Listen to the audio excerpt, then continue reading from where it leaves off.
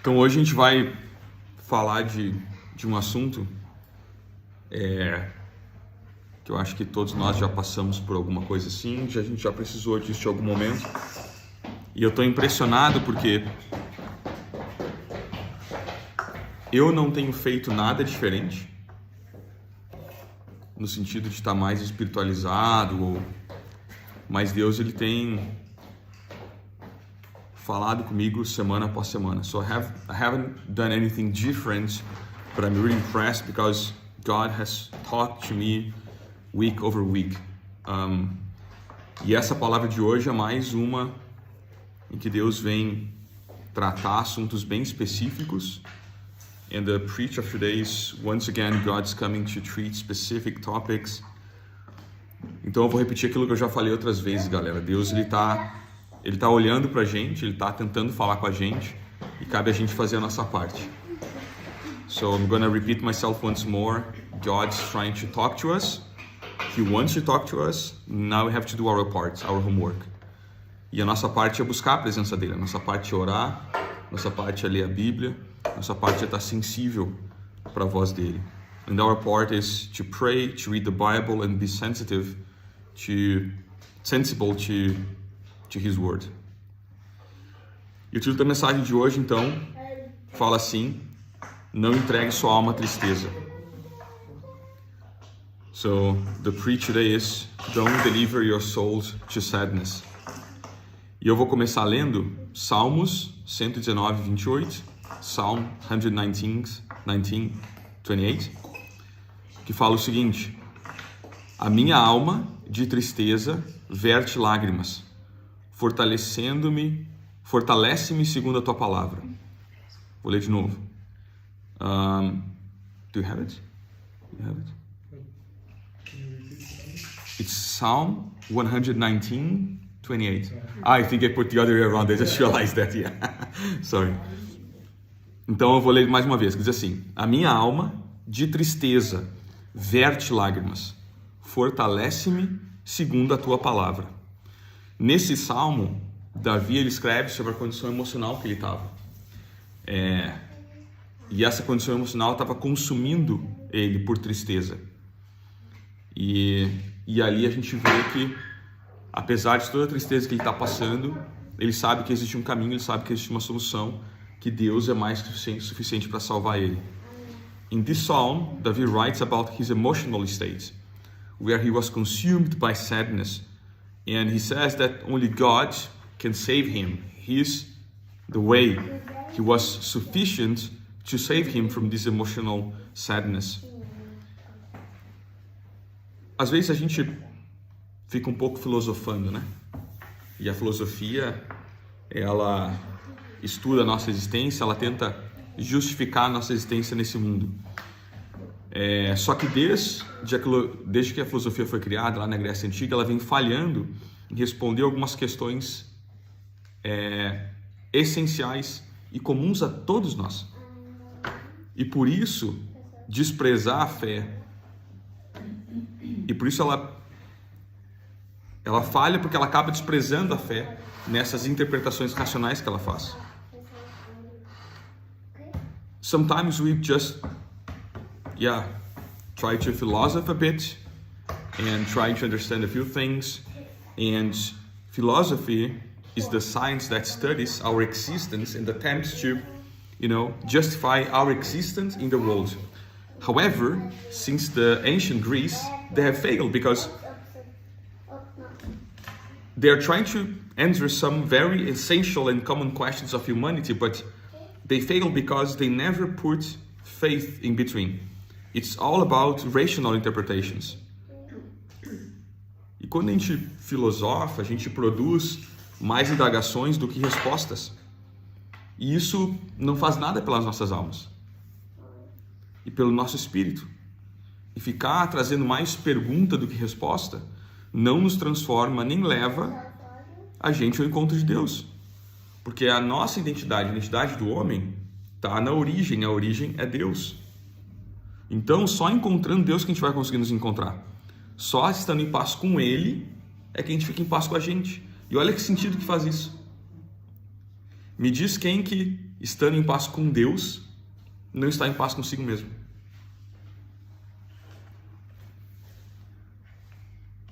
So philosophy generates more questions than answers. And it doesn't really do anything for our soul and the spirit. Having more questions than answers does not really transform us or lead us to the fulfillment, because our identity lies in the origin, and the origin is God. Therefore, only by finding God, we find ourselves. And there's a very interesting idea behind. Being at pace with God, we can be at pace with ourselves. There is no one in the Bible that we see was not in pace with himself or herself, and was not with God, and was not in pace with peace with himself or herself.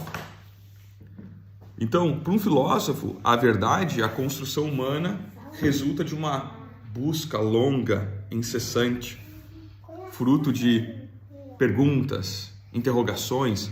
Só que Jesus declara em João 14,16: eu sou o caminho, a verdade e a vida. Ninguém vê ao Pai senão por mim. Aqui a gente já responde a maioria das perguntas. For a philosopher, truth is a human construct resulting from a long questioning and asking, born out of inquiries and investigations. However, Jesus declares in John 14:6, where he says, I'm the way and the truth and the life. No one comes to the Father except through me. So here we already have answers to a lot of questions. E mais do que dizer a verdade, ele diz que ele é a verdade. Então ele não está dizendo que ele fala a verdade, ele está dizendo que ele é a verdade. Então a gente chega a algumas conclusões. Se o que ele fala é verdade e ele é a verdade, a gente chega a algumas conclusões. A vida sem Deus é vazia. Religião sem Deus é medo. Riqueza sem Deus é desapontamento. E grandeza sem Deus é frustração. Indeed, more than just proclaiming the truth, he declared to be the truth.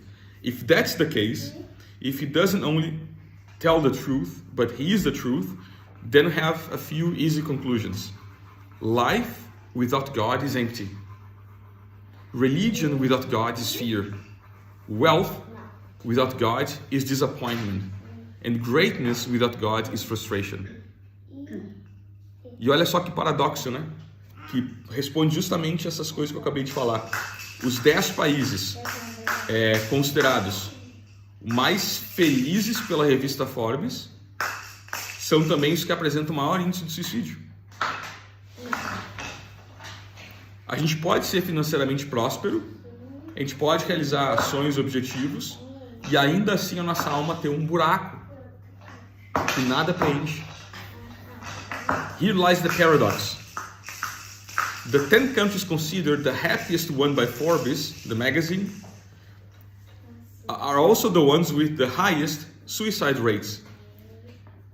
It suggests that while we may have financial prosperity and achieve many of our dreams and goals, we can still carry a huge hole in our souls that can't be fulfilled by anything else. Provérbios 15:13 diz que o coração alegre aformoseia o rosto, mas com a tristeza do coração o espírito se abate. Que bonito isso.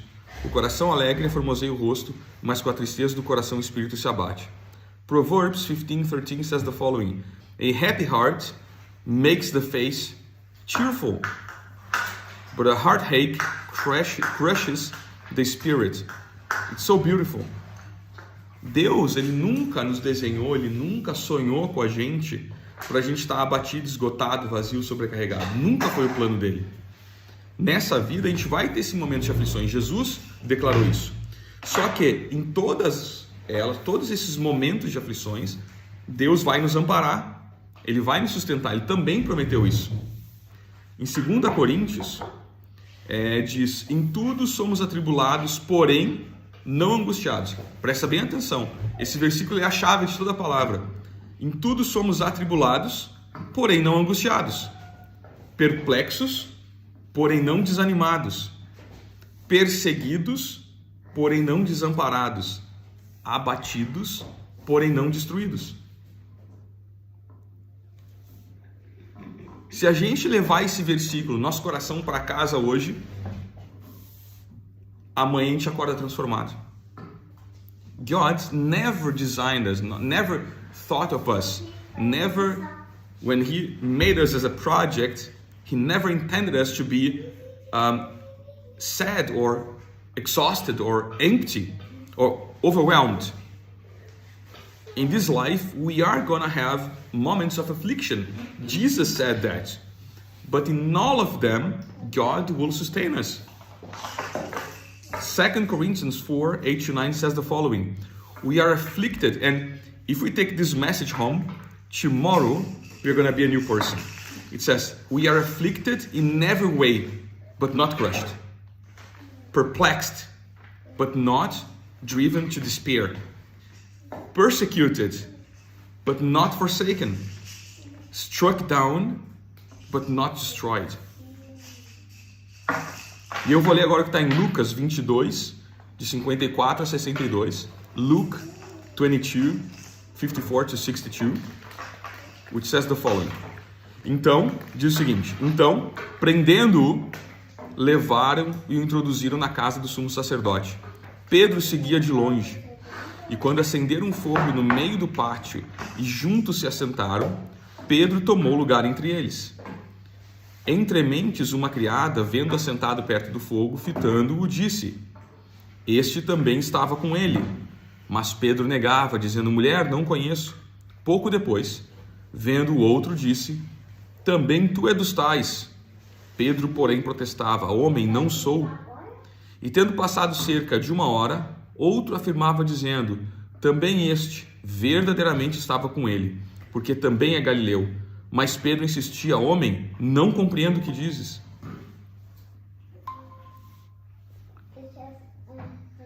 E logo, estando ele ainda a falar, cantou o galo. Então, voltando-se o Senhor, fixou os olhos em Pedro. E Pedro se lembrou da palavra do Senhor, como lhe dissera: Hoje 3 vezes me negarás antes de cantar o galo. Então Pedro, saindo dali, chorou amargamente. Cara, eu não sei se vocês já prestaram atenção nessa passagem, mas vamos desenhar o cenário. Jesus está lá sendo espancado, crucificado. A gente está dentro desse cenário.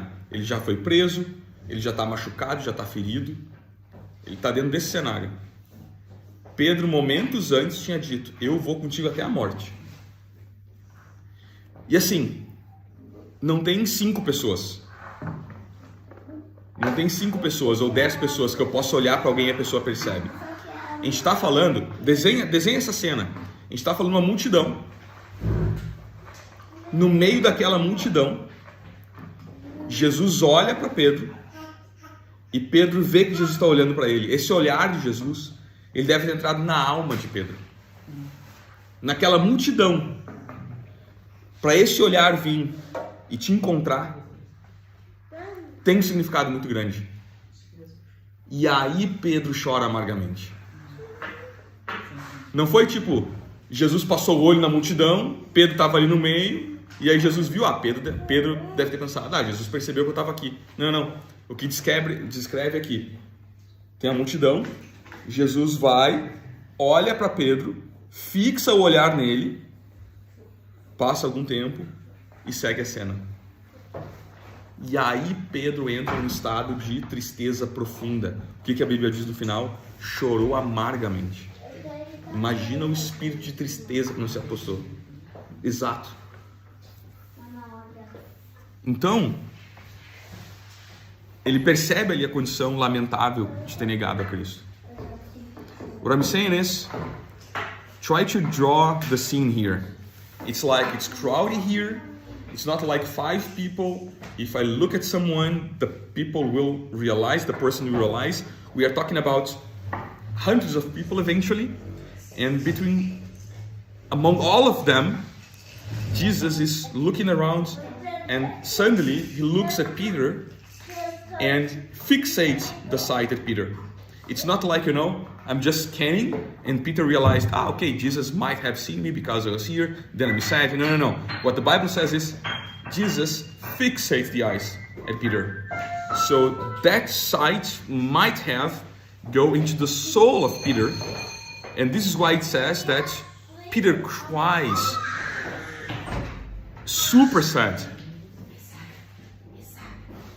So this is when he remembered what he promised Jesus a few moments ago. I will be with you until death. Didn't happen. Texto de livro apócrifo que não foi canonizado, a text from a non-canonical book, not canonized, states the following.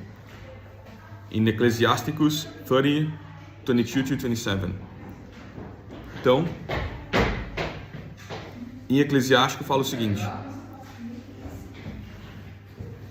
Quem chegou?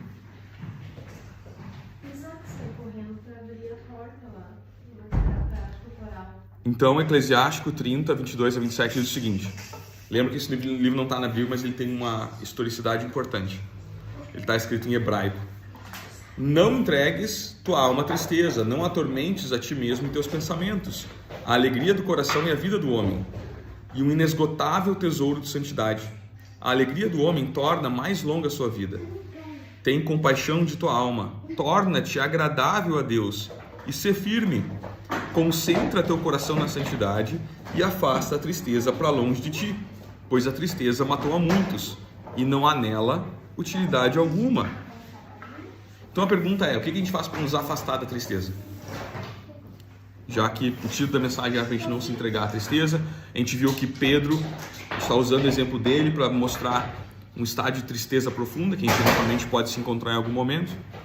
O que a gente faz para se afastar da tristeza? Começa por tendo compaixão da nossa própria alma e não permitindo que ela seja refém da tristeza, nem disfarçar a tristeza usando algumas máscaras. Por exemplo,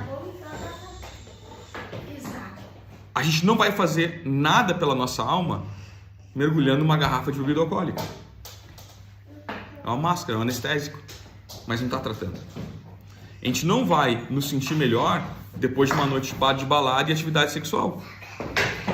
Também não trata a gente. A gente não está fazendo nada pela nossa alma nos enchendo de antidepressivo. Tudo isso são fugas. E nada disso vai ajudar a reconstruir aquilo que sobrou da gente no meio dessa tristeza. So the question after all this is, how do we get rid of sadness? How we run away of it?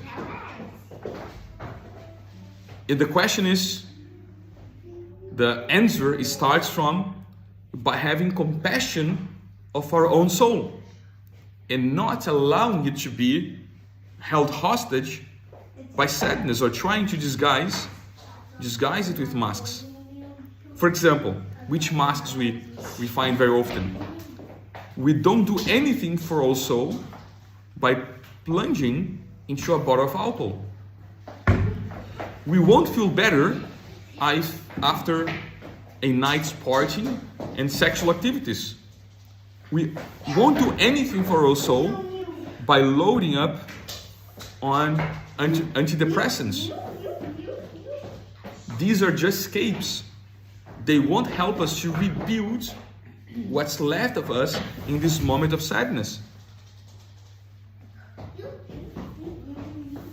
Outra coisa que a gente tem que lembrar para ajudar a responder isso é que a gente não pode entregar a nossa alma à tristeza quando a gente começa a ceder espaço para aqueles fantasmas que nos lembram dos nossos fracassos, trazendo à memória o que nos machuca, o que nos faz sofrer, aquilo que a gente tem vergonha, aquilo que a gente não conseguiu atingir.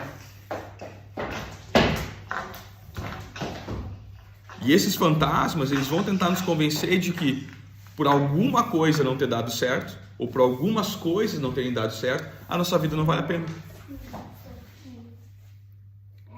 we surrender. Another answer to the question is, we surrender our soul to sadness when we let those ghosts tell us and insist on remind us of our failures, bringing to memory what hurts, what makes us suffer, things in which we failed eventually. When we convince ourselves that because of we failed on something or some things, our life is not worth living. Quando a gente nos convence de que nunca vai dar certo. Quantas vezes a gente já não falou pra gente mesmo, não adianta, não vai dar certo. Não há nada que possa ser feito para mudar essa condição. Eu não sou capaz. Quando a gente passa a ruminar sentimentos ruins e alimentar a amargura. A gente precisa ter compaixão da nossa alma. A gente não pode fazer isso com ela. Nossa alma não merece. Não foi para isso que Deus criou a nossa alma. When we convince ourselves that nothing will ever go right, and there is nothing that can be done to change the condition, we start to ruminate on negative feelings and nurture bitterness. So let's have compassion of our soul. We can't do this anymore. Our soul doesn't deserve it. That's not why God designed our soul. Quando Jesus foi preso, qual que era o cenário? Vamos voltar para aquele cenário que a gente estava falando antes. Jesus foi preso, os discípulos correram para não serem presos também. 2 seguiram Jesus para saber o que ia acontecer. When Jesus was arrested, the disciples ran away in fear of being arrested together with Jesus. However, 2 of them followed him to see what would happen. Then we see this in John 18:15. E a gente vê isso em João 18:15. Diz assim: Simão Pedro e outro discípulo seguiam a Jesus, sendo esse discípulo conhecido do sumo sacerdote. Entrou para o pátio deste com Jesus. Então, Simão Pedro e outro. O outro era conhecido do sumo sacerdote, entrou na casa. Simão Pedro não era conhecido, ficou do lado de fora. E por que ele ficou do lado de fora? Porque Simão Pedro tinha cortado a orelha de um dos servos desse sumo sacerdote. Então ele estava morrendo de medo ali no pátio. E aí, enquanto ele está ali no pátio, o galo canta e ele tem que encarar Jesus. E isso, a gente vai passar por isso um dia. Um dia a gente vai ter que olhar nos olhos de Jesus e encarar ele. E pensar sobre as coisas que a gente fez.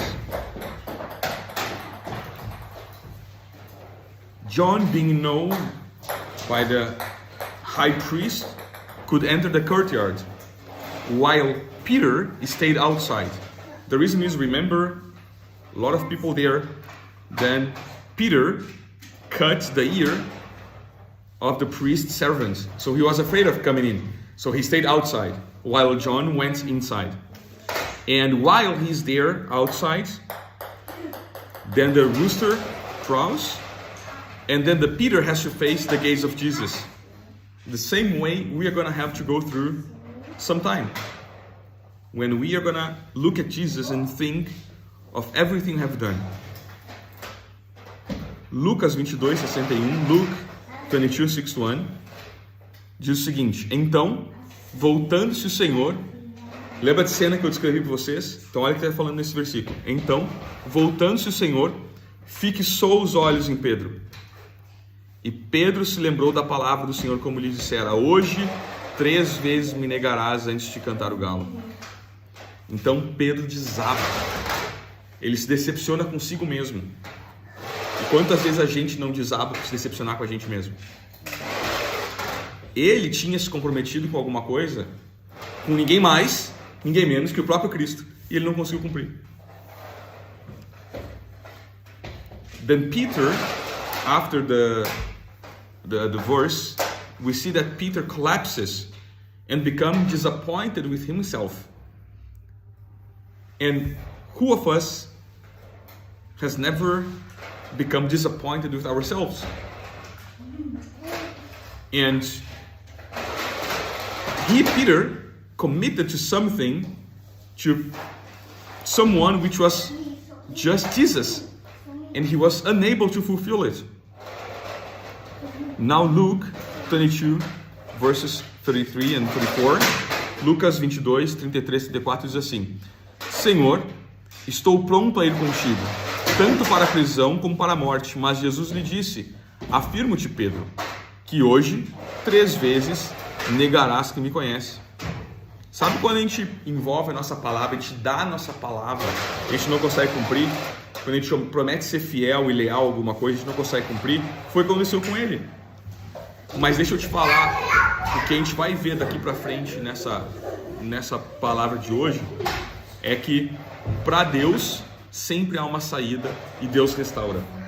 Então, de novo, deu para entender até aqui o cenário que acontece com Pedro. Então Pedro está naquele estado de profunda tristeza e como é que fala? Disappointed? Frustrado, desapontado consigo mesmo. You know, when we involve our word in something, we can feel like we promise we're going to be loyal or faithful to something, and then we can't follow through. That's what happened with Peter. But for God, there is always a way out. So let's remember what I've seen so far. Peter denied to be known to Jesus, and then he's sad, he's even depressive. Now we are going to see in the message today that for God, there is always an exit, there is always a way out, and God can rebuild us. Então João estava nessa situação, estava na mesma situação, mas não negou a Jesus. Lembra que eu falei? Os discípulos correram, 2 ficaram até o final para ver o que acontecer. João e Pedro. João então estava na mesma situação, mas ele não negou Jesus. Talvez porque ele não tivesse nenhuma tentação desse tipo. Porém, Pedro havia se colocado nessa situação difícil. Pedro é quem fez a promessa, não foi Jesus que pediu. Pedro se coloca nessa situação. Ele poderia ter confessado a sua fé abertamente e, consequentemente, ter morrido por Jesus. Ele poderia ter orado e pedido a ajuda de Deus ao invés de negar. Ele poderia ter pedido ajuda a João, que estava mais próximo dele. Mas não vamos nos preocupar, porque Deus sempre tem alternativas. E quando a gente chega aos nossos limites extremos, Ele está lá. So John was in the same situation. Remember, all the guys, they ran away. 2 of them stayed, Peter and John. And John didn't deny Jesus. Perhaps because he didn't put himself in trouble saying, I will be with you until death. Who said that was Peter. So Peter put himself in a difficult situation, in this temptation situation. Peter could have only confessed his faith in Jesus and potentially facing death for him. He could have prayed and sought help from God instead of denying Jesus. He could have asked for assistance from John, who was very close to him. However, no worries, because even in very extreme situations, God will always have alternatives for us. Então a gente tem que aprender com os nossos erros e com os erros dos outros. A gente não pode mudar o passado, mas a gente pode aprender com ele. As falhas que a gente cometeu ontem, elas são experiências que a gente adquire para o nosso futuro. We should learn from our mistakes and from the mistakes of others. We can't change the past, but we can learn from it. Our failures from yesterday are experiences gained to make us better in the future. 1 Peter 3:14 and 15. 1 Pedro 3, 14 a 15 fala assim: Mas ainda que venhais a sofrer por causa da justiça, bem-aventurados sois. Não vos amedronteis, portanto, com as suas ameaças, nem fiqueis alarmados. Antes, santificai a Cristo como Senhor em vosso coração, estando sempre preparados para responder a todo aquele que vos pedir razão da esperança que há em vós. Isso aqui é Pedro, primeira carta de Pedro. Então, o mesmo cara que negou Jesus, ele está escrevendo uma carta mais adiante, depois de alguns anos, declarando que a gente não deve ter medo. Ele aprendeu com o próprio erro. Ele entendeu a situação. E ele está dizendo, não devemos ter medo, embora ele tenha negado a Jesus por esse mesmo motivo. E aí eu quero falar uma coisa de maneira bem clara para vocês. Cair é do homem. O cair é do homem. A gente vai cair. Por causa do pecado, por causa da iniquidade, por causa da transgressão. A gente vai cair. Mas o levantar é de Deus. Deus ele vai estar sempre lá para nos levantar. E vocês vão ver que coisa linda que acontece com Pedro mais adiante. Deus ele está sempre pronto para reerguer todos aqueles que clamam pelo seu nome, porque ele é bondoso, compassivo e misericordioso. Não importa como a gente começa, importa como a gente termina. After a few years, Peter declares that we should not be afraid, even though he denied Jesus, but he learned from the past. So, the fall is from man, but the rise is from God. We are gonna fall. That's a matter of fact. But God is always there for us. He's ready to lift up those who call upon His name. For He is kind, compassionate, merciful. It doesn't matter how we start. What matters is how we finish. Then let's read Luke 5, 1 to 11. Lucas 5, do 1 a 11. Aconteceu o quê? Ao apertá-la a multidão para ouvir a palavra de Deus, isso aqui é lindo. Eu não sei se vocês já ligaram uma coisa a outra, mas o que acontece com Pedro é lindo. Aconteceu o quê? Ao apertá-la a multidão para ouvir a palavra de Deus, estava ele junto ao lago de Genezaré, e viu 2 barcos junto à praia do lago, mas os pescadores, havendo desembarcado, lavavam as redes. Entrando em um dos barcos, que era de Simão, pediu-lhe que o afastasse um pouco da praia, e assentando-se, ensinava do barco às multidões. Quando acabou de falar, disse a Simão: faste ao largo e lançai as vossas redes para pescar. Respondeu-lhe Simão: mestre, havendo trabalhado a noite toda, nada apanhamos, mas, sob a tua palavra, lançarei as redes. Isto fazendo, apanharam grande quantidade de peixes, e rompiam-se-lhes as redes. Então fizeram sinais aos companheiros do outro barco para que fossem ajudá-los. E foram e encheram ambos os barcos, a ponto de quase irem a pique. Vendo isto, Simão Pedro prostou-se aos pés de Jesus, dizendo: Senhor, retira-te de mim, porque sou pecador. Pois, à vista da pesca que fizeram, a admiração se apoderou dele e de todos os companheiros, bem como de Tiago e João, filho de Zebedeu, que eram seus sócios. Disse Jesus a Simão: não temas, doravante serás pescador de homens. E arrastando ele os barcos sobre a praia, deixando tudo, o seguiram. Então Pedro ele é chamado por Jesus para andar lado a lado e fazer a sua vontade. Apesar de ser um homem de temperamento forte, ansioso, precipitado, ele passa a ser temente a Deus. Aí, depois desse acontecido ali no barco, então lembra do cenário. Onde é que eles estavam? Na praia. Fazendo o quê? Pescando. Jesus naquele ambiente. Pedro e seus sócios naquele ambiente. Guarda esse ambiente. Passam-se 3 anos, Pedro com Jesus no ministério, presente nas decisões mais importantes. Só que agora Jesus morre e Pedro está desolado, porque não só Jesus morre, como ele nega Jesus. Então nesse momento ele está sem visão, ele está sem esperança, ele está sem direção, ele está depressivo e ele está super triste porque ele achava que tinha falhado. So Peter is called by Jesus to walk alongside him and fulfill his will. So let's just set the scenario.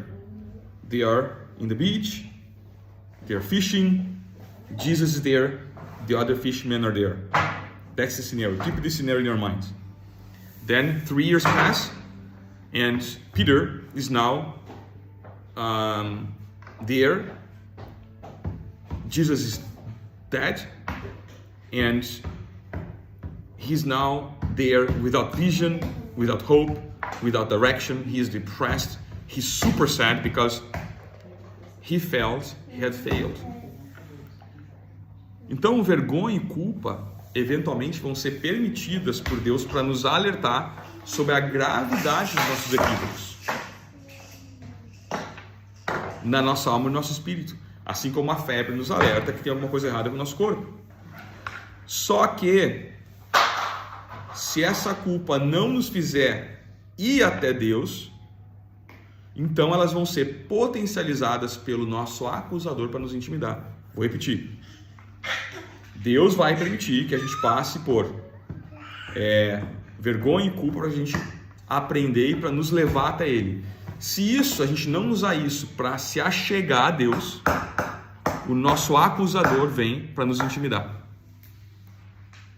E essas acusações são capazes de fazer a gente desistir daquilo que Deus tem para as nossas vidas. Shame and guilt are allowed by God to alert us to the seriousness of our mistakes in our soul and spirit. Just as fever alerts us that something is wrong with our body. However, and this is quite important for us to keep in mind, if the guilt and the shame does not lead us to the Lord, it will be amplified by the accuser to intimidate ourselves. And the accusations are capable of making us give up on what God has for our life. João 21:13 diz assim.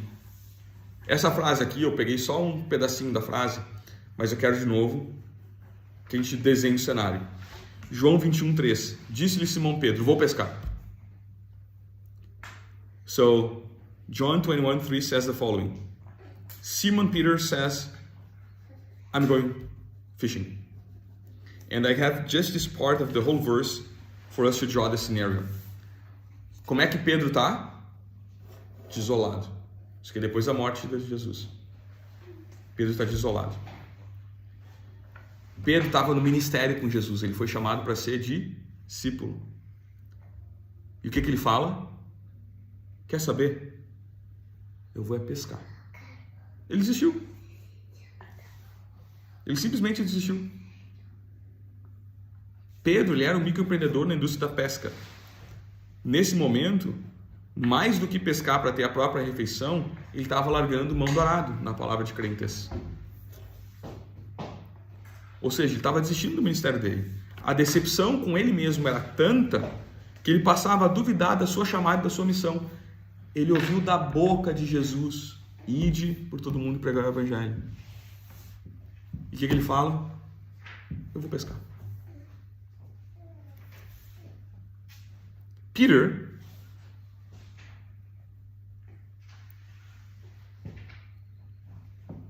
let me just see. Yeah, there we go. Peter was a small business owner in the fishing industry. In this moment, more than fishing for having the next meal, he was like leaving the plow. In other words, giving up on his ministry.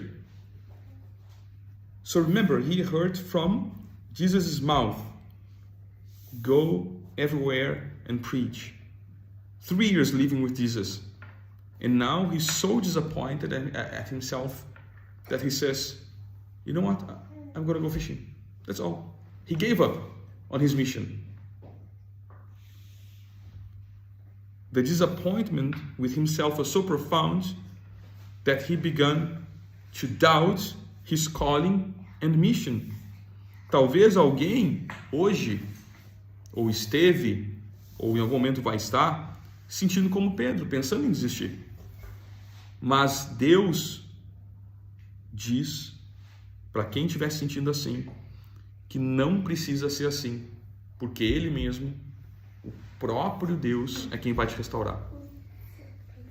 Vou repetir, se tem alguém sentindo como Pedro, Deus está dizendo, não precisa pensar em desistir, porque eu mesmo vou te restaurar. Olha que lindo que Jesus faz com Pedro a seguir. Perhaps someone is feeling like Peter, contemplating giving up.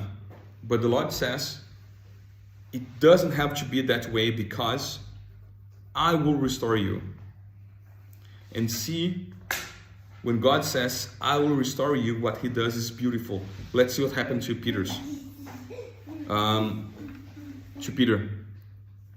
Before, I'm going to read Psalm 37, 23 and 24.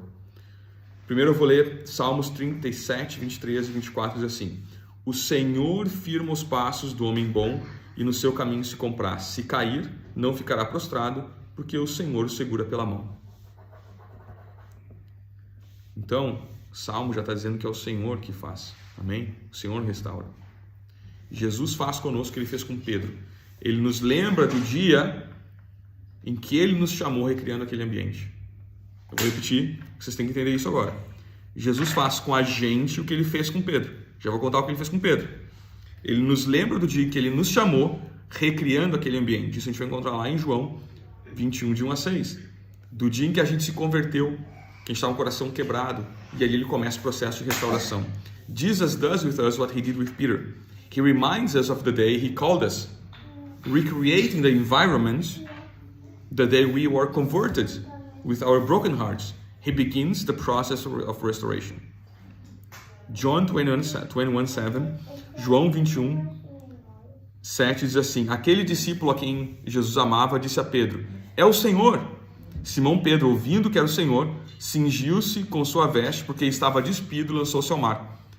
Já prestaram atenção nesse versículo? Cingiu-se com sua veste, cingir quer dizer se vestir. Porque estava despido, lançou-se ao mar. Olha o estado que estava Pedro. Lembra que eu falei? Pedro falou: quer saber? Eu vou pescar. Pedro estava pescando pelado. Olha o estado de loucura que estava a cabeça de Pedro. Aí alguém grita: é Jesus! Aí ele se veste, ele tem vergonha, se você pensar para Jesus pelado, aí ele se veste e pulou ao mar.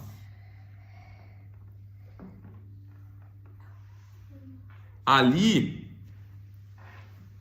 sabe o que ele vê quando ele pula ao mar? Ele vai até a areia e ele vê que Jesus está lá. O que vocês acham que estava, ou se vocês lembram, o que estava na frente de Jesus? O que Jesus estava preparando? Uma fogueira. Lembra do cenário lá no início da palavra que eu falei para vocês terem em mente? Onde que Pedro negou Jesus? No pátio, do lado de uma fogueira. O mesmo ambiente que Pedro havia negado. E ali Jesus estava tratando a alma dele, dizendo: eu transformo a tua maldição em bênção. Eu curo os teus traumas. Eu quebro a cadeia de intimidação na tua vida. A fogueira não vai ser mais símbolo de derrota para você. Peter dressed himself because he was naked. So this is how messy his mind was. He was fishing. Remember he said, I'm going to go fishing. Not only that, he was fishing naked. It makes no sense at all because his mind was totally messed up. And then someone says, oh, Jesus is there. Then he put on some clothes and he swims, and then where is Jesus? In the beach. Preparing what? A fire. The same setting where Peter denied Jesus. Remember when he said, I don't know this man? He was next to a fire. And now he is again next to a fire. So Jesus there is dealing with his soul, saying, I turn your curse into a blessing. I heal your traumas. I break this chain of intimidation in your life. The fire will no longer be a symbol of defeat for you. Além da fogueira havia mais dois elementos, pão e peixe. In addition to the fire, there were other two elements, bread and fish. Aí em João 21, 12 a 13, John 21, 12 and 13, diz o seguinte: disse-lhe Jesus, vinde, comei. Nenhum dos discípulos ousava perguntar-lhe quem és tu, porque sabiam que era o Senhor. Veio Jesus, tomou o pão e lhes deu, e de igual modo o peixe. Aqui Jesus estava Estava correndo o tempo de mesa, porque mesa cura. Quando acaba a célula, a gente tem a comunhão. Não é ali que a gente conversa. Não é ali que a gente fala das nossas dificuldades. Quantas vezes a gente já não conversou com alguém, precisava conversar com alguém, a gente chamou para tomar um café. E a gente sentou na mesa para tomar um café. Mesa cura. Ao partir o pão e o peixe, ele remete à ceia. E ao entregar aos discípulos, a entregar o peixe e o pão aos discípulos, Jesus mostra que eles ainda tinham intimidade. Inclusive Pedro ainda tinha intimidade com Jesus. Olha que linda essa situação. Pedro está falando para Jesus, Jesus está falando para Pedro: eu ainda tenho intimidade contigo, eu ainda te sirvo. Até esse momento, Jesus não tinha dito uma palavra sequer sobre o assunto de Pedro ter negado a ele. Here a time of table fellowship was taking a place, because table heals. It's like after we finish our meeting, then we have some snacks, we talk, and eventually open our hearts, or eventually when I get some advice from someone, we invite for a coffee, and then you talk. So table heals. And more than that, here Jesus is serving bread and fish to the disciples. And what he's showing through that is he still has intimacy with all of them, including Peter. So without saying a word, because at this point, Jesus had not spoken a word on the matter. Only the scene. And through the scene, Jesus is telling Peter, it doesn't matter that you denied me. We still have intimacy. Here is your bread and your fish. João 21, 15 a 17. John 21, 15 to 17. Depois de terem comido, perguntou Jesus a Simão Pedro: Simão, filho de João, ama-me mais do que os outros? Ele respondeu: sim, Senhor. Tu sabes que te amo. Quantas vezes ele pergunta para Pedro? 3 vezes. Quantas vezes Pedro nega Jesus? Ele está restaurando a alma de Pedro. Pedro havia negado 3 vezes Jesus, então prepara a pesca, a fogueira, o pão e o peixe, para que Pedro pudesse dizer para ele 3 vezes: eu te amo. Cara, isso é muito bonito. O que Jesus faz, se a gente não se dá conta quando a gente lê a Bíblia, o que Jesus faz aqui mostra a beleza que é a restauração dele. Sem dizer uma palavra sobre o assunto, ele restaura a alma de Pedro. Deus quer restaurar os seus filhos, e por isso ele nos faz lembrar quando ele nos chamou e onde a gente caiu, e ele busca o nosso arrependimento para poder nos tratar por completo. Peter had denied Jesus 3 times. 3 times. And then Jesus prepares the fishing, the fire, the bread, and the fish. And so Peter could affirm he loves Jesus 3 times. This is so beautiful, the way Jesus can restore us. It's so beautiful, because he hadn't said a word on that matter. Just through the scene, he restored Peter's soul. And God desires to restore his children. And for that, he reminds us of when he called us and where we fell, seeking our repentance to be able to treat us completely.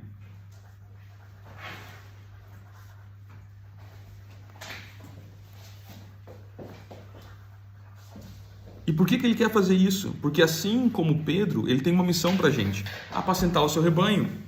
Porque Jesus amava Pedro e aqueles que ele ia cuidar e alcançar através do seu ministério. Então Jesus tinha Pedro, via Pedro e via todo mundo que vinha por causa de Pedro. Jesus amava Pedro e todas essas pessoas.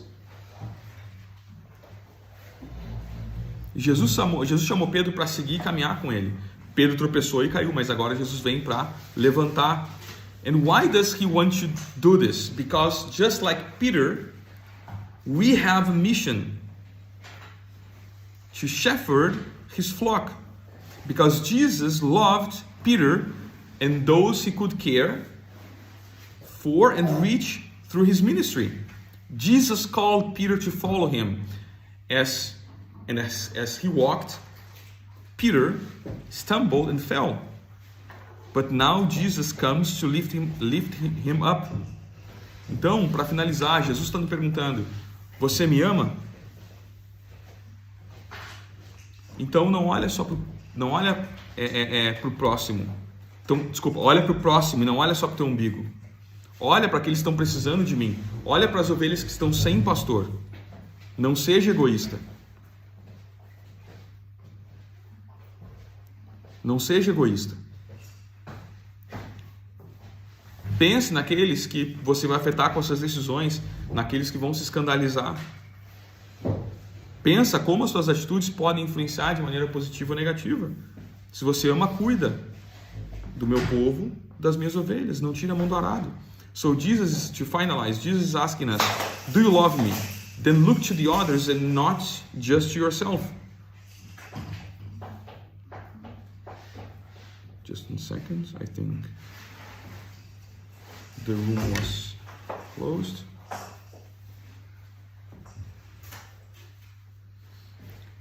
One second. Let me open the room again.